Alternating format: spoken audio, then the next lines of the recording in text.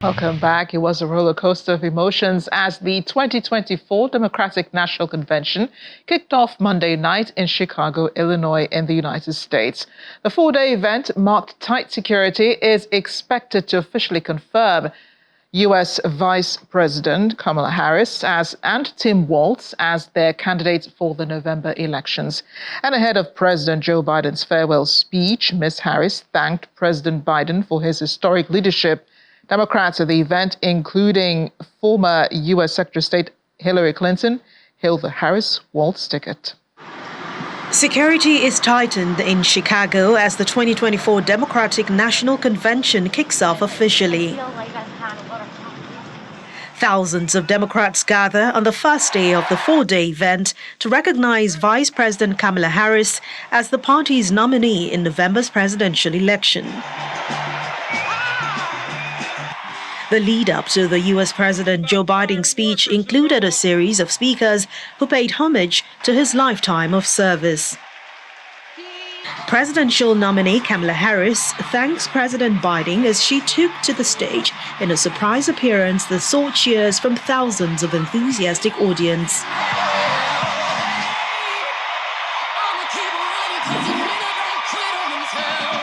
It is so good to be with everyone this evening in this hall and everyone at home. This is going to be a great week. And I want to kick us off by celebrating our incredible President Joe Biden. Joe, thank you for your historic leadership, for your lifetime of service to our nation, and for all you will continue to do. We are forever grateful to you.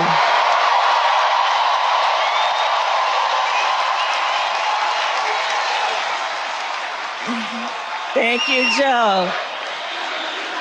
And looking out at everyone tonight, I see the beauty of our great nation. People from every corner of our country and every walk of life are here, united by our shared vision for the future of our country. And this November, we will come together and declare with one voice, as one people, we are moving forward. With optimism, hope, and faith, so guided by our love of country, knowing we all have so much more in common than what separates us. Let us fight for the ideals we hold dear, and let us always remember, when we fight, we win. God bless you. God bless the United States of America. Good night, everyone.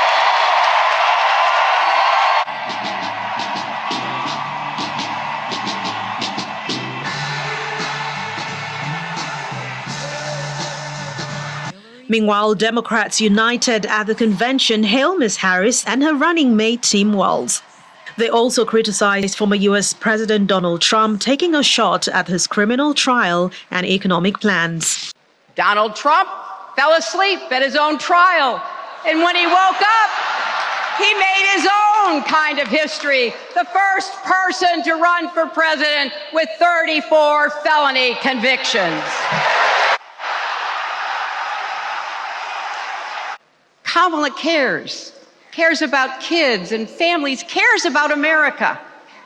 Donald only cares about himself. On her first day in court, Kamala said 5 words that still guide her. Kamala Harris, for the people. That is something that Donald Trump will never understand. So it is no surprise, is it, that he is lying about Kamala's record. He's mocking her name and her laugh. Sounds familiar. So we have to fight for the truth. We have to fight for Kamala as she will fight for us.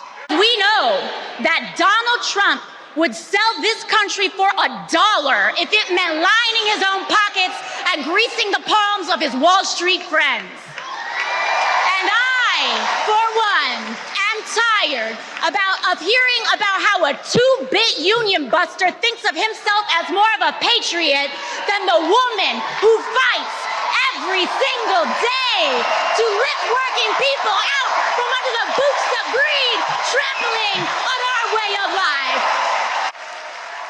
Imagine, ever since I got elected, Republicans have attacked me by saying that I should go back to bartending. But let me tell you, I'm happy to any day of the week because there is nothing wrong with working for a living. The convention, which began on Monday, August the 19th, is expected to run till Thursday, August the 22nd. It will mark a pivotal moment for the Democratic Party as it transitions from President Biden to Kamala Harris. For U.S. President Joe Biden, the tears came rolling down as he delivered what was his last address of the Democratic Convention as president, effectively passing the baton to his vice president and party nominee Kamala Harris. President Joe Biden closed the night with a speech that framed Kamala Harris's candidacy as critical for the future of democracy in the U.S. He also took a shot at former President Donald Trump, criticizing his administration.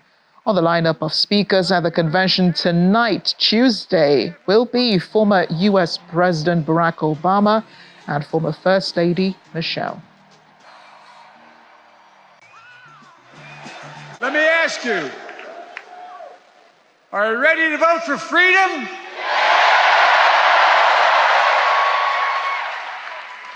Are you ready to vote for democracy and for America? Let me ask you, are you ready to elect Kamala Harris and Tim Walz?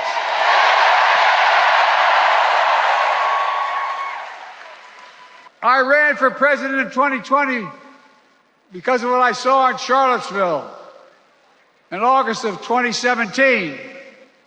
Extremists coming out of the woods, carrying torches, their veins bulging from their necks, carrying Nazi swastikas and chanting the same exact anti-Semitic bile that was heard in Germany in the early 30s.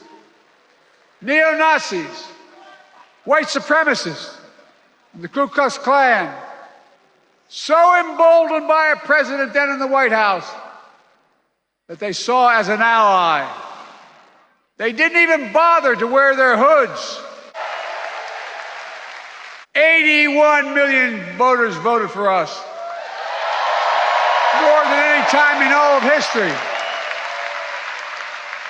Because of all of you in this room and others, we came together in 2020 to save democracy. I know more foreign leaders by their first names and know them well than anybody alive, just because I'm so damn old. But I'm not joking.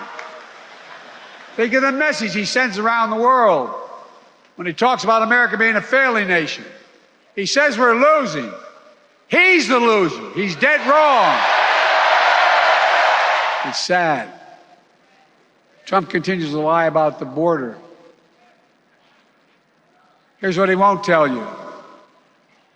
Trump killed the strongest bipartisan border deal in the history of the United States. MAGA Republicans found out the power of women in 2022. And Donald Trump is going to find out the power of women in 2024. I mean that from the bottom. I'm proud that I've kept my commitment to have an administration that looks like America and that taps in to the full talent of our nation.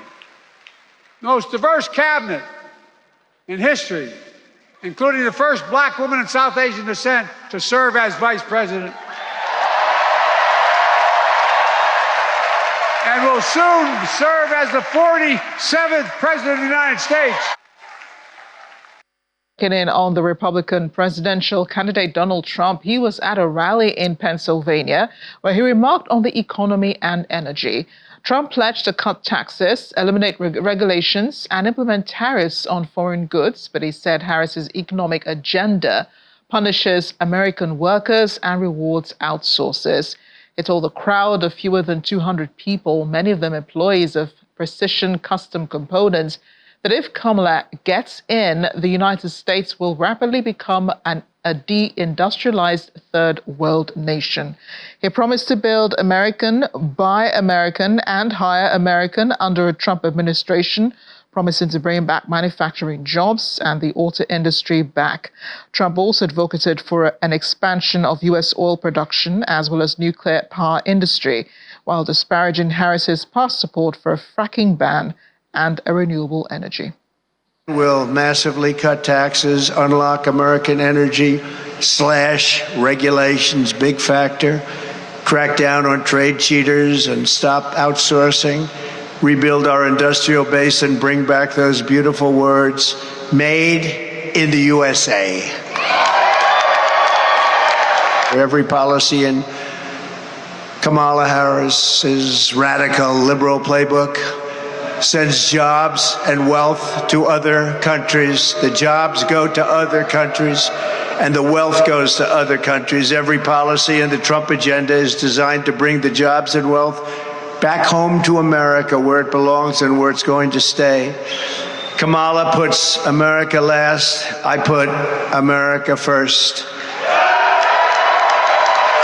The worst trade deal ever made by this country, and replaced it with the brand new USMCA, that's Mexico and Canada, the best trade deal ever made by our country. Although I will tell you that I think the deal with China was probably even better. They had to buy $50 billion worth of our product, but after COVID, I don't even talk about that anymore. $50 billion they had to buy, and they were buying it too. And I stood up to China like never before, bringing in hundreds of billions of dollars when no other president had gotten literally 10 cents. Someday the media is going to become real media instead of fake media, and you're going to see a big difference in the country. Our correspondent Maria Burr joins us now. Maria, I think the focus last night was on President Biden's address.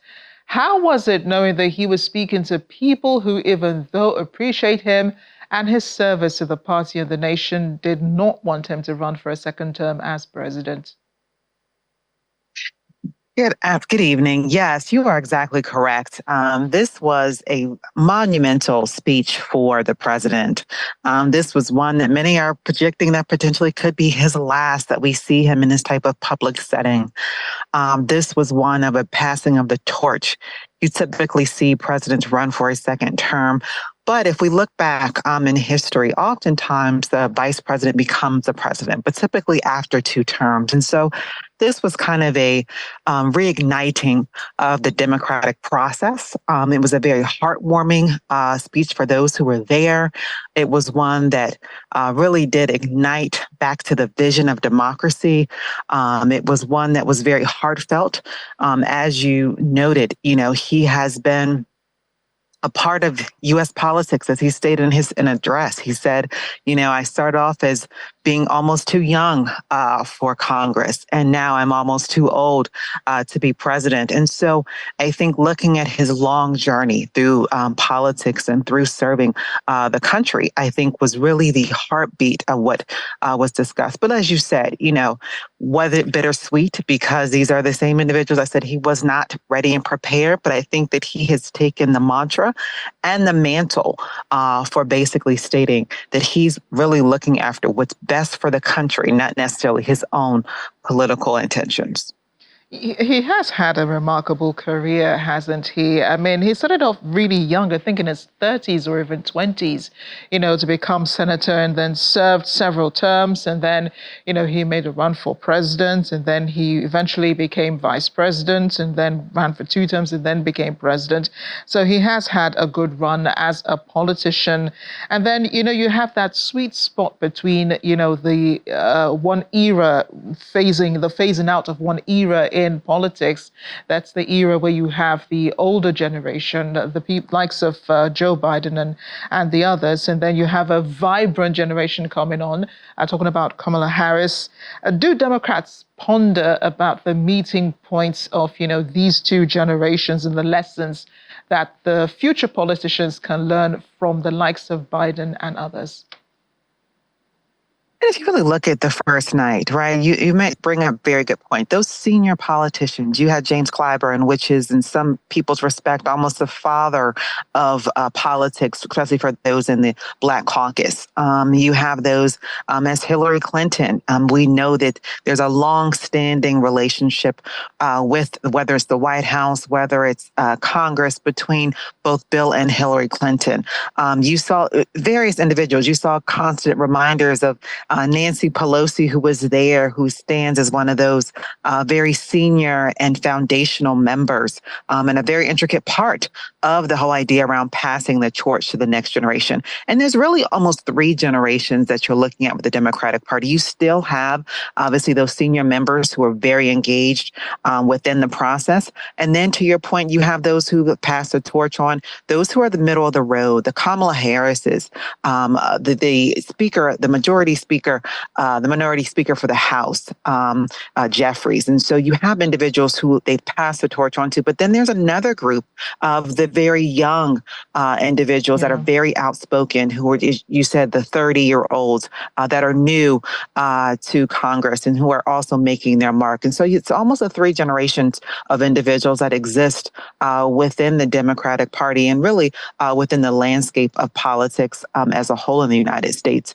So that is, I think, where the U.S. is headed toward focusing in, and the Democratic Party was very clear that they're focusing on the future of the U.S., and that is going to be what you're going to hear throughout the underpinning of this entire campaign. Would the president be expected to join Harris on the campaign trail? I know that, for the remaining months of his presidency, he becomes a lame duck president, if you might. But would he be required to join her as she travels around the country trying to garner those votes? Well, that is something that typically is said, the lame duck in the last couple of months. But I think that what we're actually seeing is that there were a lot of initiatives that he put forth, especially around recovery. And some of those infrastructure bills, some of the areas that have already been passed into law, but there are certain things that have not yet been completed. You're going to see him working on those. He will probably be on the campaign trail, but there's also a very clear note that there is going to be a separation between what is viewed as the Biden administration and the potential Harris administration. And that is very intentional by the Democratic Party, because they believe that there are some things that some Democrats or those who are not quite sure about voting for the president, the reason why they pivoted to Vice President Harris for that nominee, that there's some very clear things that she must kind of separate herself from. So you will see some, but I think this last night was pretty much the largest and the most prominent exposure of the two, and him passing the torch on forward. I wanted you to talk very quickly about the role Hillary Clinton is playing in this. I know we mentioned she's part of the old generation, but, she also ran for president. She couldn't break that glass ceiling, but she talks about finally helping Kamala to finally break the hardest glass ceiling. She couldn't even convince the Electoral College to vote for her. So what advantage does Harris have over Clinton in this election?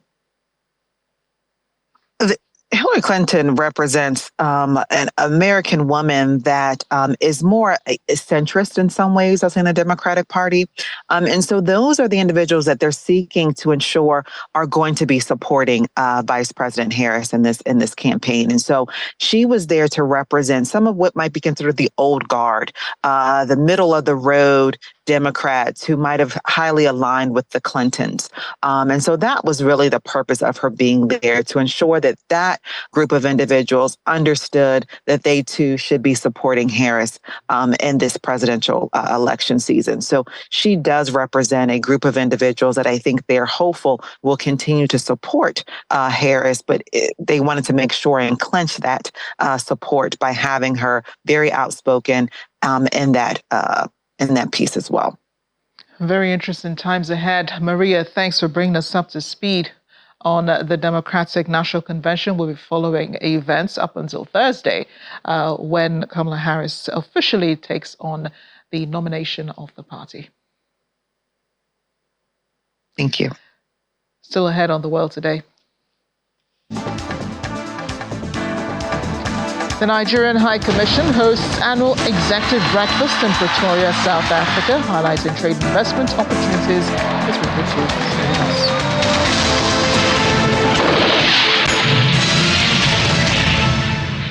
Away from politics, in the United States to Bolivia, where hundreds of unionists took to the streets of the capital La Paz to protest fuel shortages and rising inflation caused by a dollar deficit. The demonstrators marched with flags and banners while beating pots and pans and holding placards bearing slogans such as "No to the rise in artisan material." Protesters say the country's ongoing dollar crisis affects artisan producers and local merchants who use the currency to import goods. As shortages continue, the dollar has reportedly seen a 50% rise in the black market. Similar protests against regular fuel shortages have been ongoing in Bolivia since the beginning of the year as the nation's economic crisis grows more severe. Rich in natural gas, La Paz imports as much as 80% of the diesel needed to meet domestic demand. Divers have now joined the search for 6 people missing from a yacht that sank off the coast of Sicily on Monday. The team says there is a world of objects blocking access to the rooms, and the divers have only 10 minutes to search before needing to resurface. Among the missing are Morgan Stanley International Chairman Jonathan Bloomer, his wife Judy, British tycoon Mike Lynch, and jewelry designer Neda Movillo. One body has been found, but is yet to be identified. Of the 22 people on board the yacht, only 15 have survived. Authorities in North and South Korea have confirmed that a North Korean soldier crossed the militarized border in the eastern part of the Korean peninsula. The South said it picked up one suspected North Korean individual on the Eastern Front and handed them over to the relevant authorities. Defections by North Koreans across the border are considered risky and relatively rare. Most escapees make their way to the south through China or other third countries. Local media reports that the defector walked along the road by the waterfront in eastern Gangwon province. He was wearing the North Korean military uniform when he was picked up by authorities. In another development, Taiwan's Ministry of National Defense has conducted missile launch training at the Zhupeng base in Pingtung today, after Taipei reported it had detected increased Chinese military activity near the Taiwan Strait. Footage shows military's missiles, firing from Patriot and Tiancong SAM launchers as part of the drills, while journalists were filming the live fire exercise from the sidelines. The Taiwanese Ministry of National Defense, 5 PLA aircrafts was discovered, one of which entered northern airspace by crossing the Taiwan Strait's middle line, while 11 PLA warships were also spotted operating near the Taiwan Strait at 6 in the morning on Monday. Police in Kenya have launched a manhunt for a suspected serial killer who escaped from their custody.